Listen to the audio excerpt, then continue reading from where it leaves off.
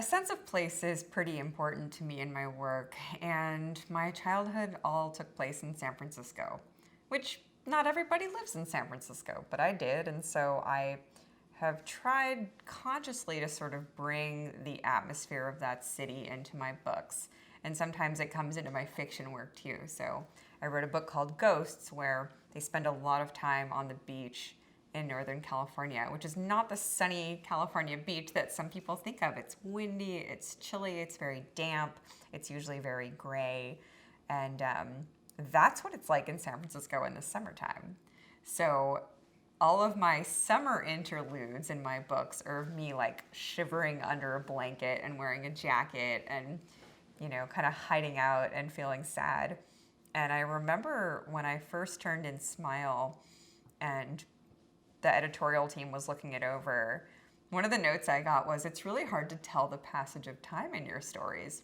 And I said, "Well, that's because we don't have summer, fall, winter, and spring like you do in other places. And so that's just like a natural progression of time that most people are familiar with."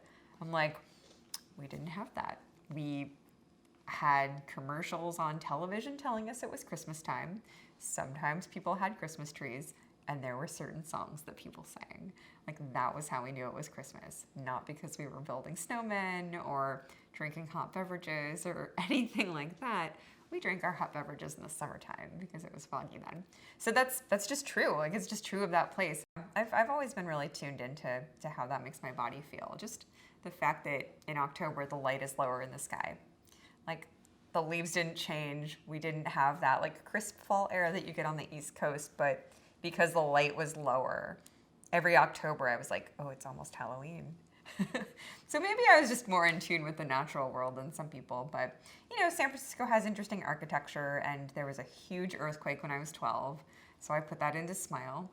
And kids always ask me, was that really true? Did that really happen? I'm like, yeah, it's on Wikipedia. You can look it up.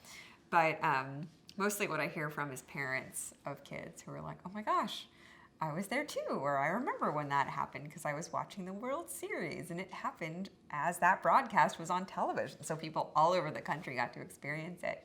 And those are the little details that give you context. And I never say explicitly, it was 1989, but it does give it a sense of place and a sense of history, I guess, which that's pretty cool.